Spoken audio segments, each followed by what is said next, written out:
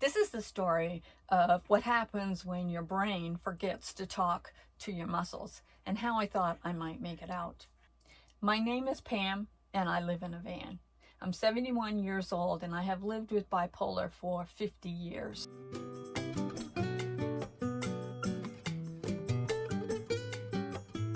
Getting our bipolar meds to work in conjunction with each other is like juggling, and you hope that one of the balls doesn't fall to the ground. We're constantly needing to get our meds tweaked. We have antidepressants, antipsychotics, anti-anxiety, and there are new drugs coming onto the market every single day, and we constantly need to have those tweaked. Not every med works the same for every person. Have you ever tried reading the side effects that comes with your meds? They can scare you to death. I didn't expect a medication to leave me trapped, terrified, and helpless. I had just started taking a new med for major depression, and I immediately could see that the depression had lifted some. But there were other things that were happening too, and at the time I didn't take inventory of what they were. This is a story that I never thought I'd tell, but I need to. Vans don't have very many ways that you can configure them. When you walk in my van, you're going to see my bathroom on your right, my kitchen on your left, my refrigerator and microwave again on the right. I have various storage places up above, and in the rear is my bed. This van came this way when I bought it. Originally, however, this van had a sofa in the back that folded down into a bed. But the previous owner decided to take the sofa bed out and turn it into a stationary bed. When he did that, he raised the bed up and created a space under the bed for storage. In the back of every van, we have what we call the garage, and there are places in there for storage. And he created more space in there, but it's still not very much. The bed is about 3 feet taller than the bottom of the garage. And the back doors, of course, close. They open from the outside, and I found out they open from the inside as well. In my garage, I keep my lawn chair, my patio cupboard, I call it. I have my battery in there, my inverter, my jack, all my tools, and just anything else that will fit in there that I can put in there. So my bed here doubles as a sofa, a dining room, a desk, and anything else that you might need. Now the gap between my bed and my back door just acts as a magnet. It keeps pulling things to the back and they fall down into my garage. The next part would be funny if it wasn't so tragic. Something fell off my bed and into the garage. And of course, it's always dark when these things happen. So as a matter of course, I just stretched out across the bed and reached down in to get it, but I couldn't quite reach it. I could touch it on the bottom of my fingers. And so what I did was I just slid over just a little bit more and stick my head down in order to pick it up. And when I did that, the dizzies hit me.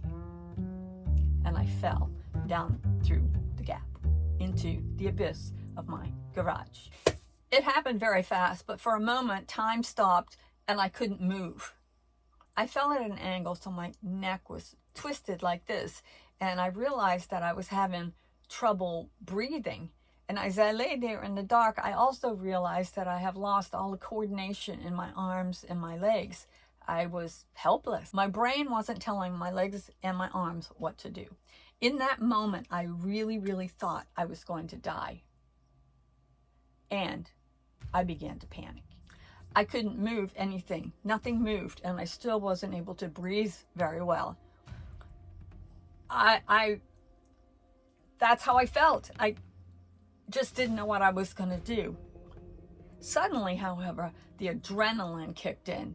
And just like rock, paper, scissors, I guess adrenaline covers panic, because I didn't go into a full-blown panic mode. I assessed my situation.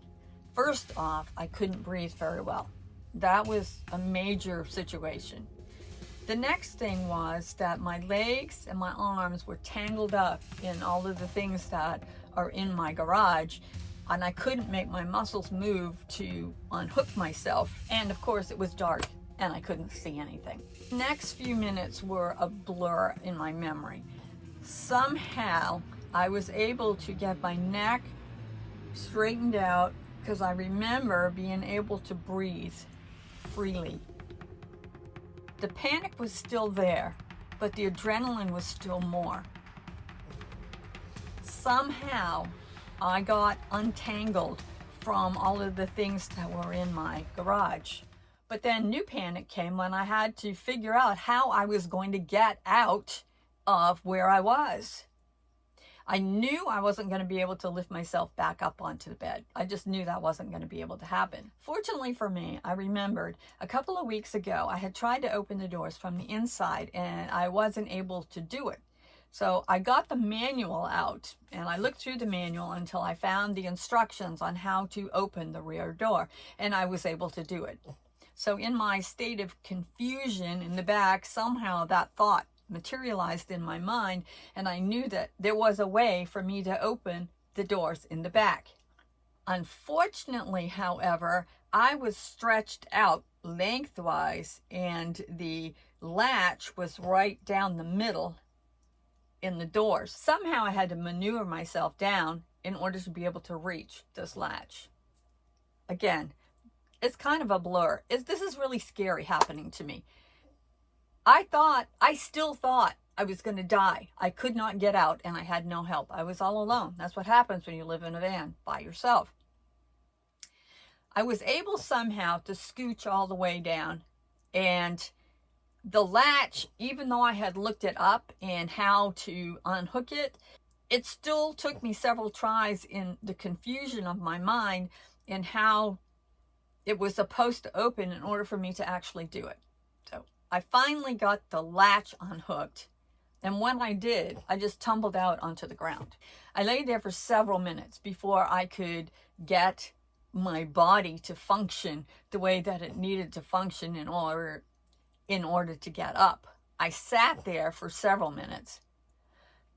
Once I had pulled myself together a little bit, I was able to get up and come back into my van. I am a slow learner. I did not make the connection between my meds and the loss of coordination, the confusion, the panic, the dizziness, until the next day when I took the pill jar out of the cabinet, opened it up to take my pill, and all of a sudden it clicked.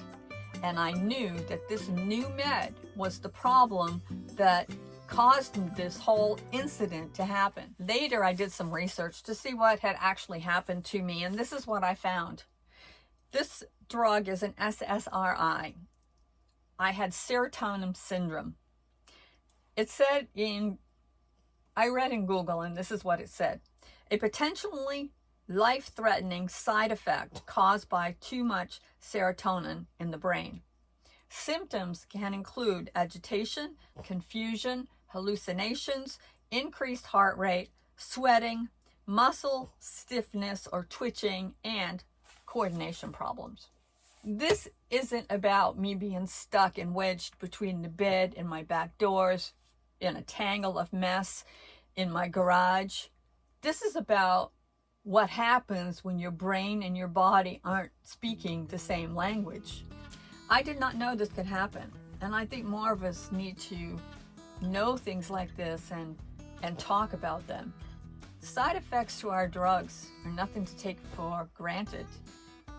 Once we get on them, sometimes we feel like we're stable and we don't notice all the peripheral things that are going on beside us. This was an extreme case of a side effect that caused problems to where I felt like I really was going to die. I felt that way. It was a scary thought. But I didn't know this could happen. I really didn't. And I think more of us need to talk about it, because staying quiet doesn't make it less real. It just makes us feel more alone. So that's the story of my near-death experience. At least I perceived it that way in my panic and unable to breathe, of the side effect for the new med that I was taking for major depression. I went to see my psychiatrist. I told him I could not take this anymore. And now it was even worse than it was before. So we had to start all over with the tweaking. You know what I mean. Consider subscribing to my channel for more stories and so that we can stay connected.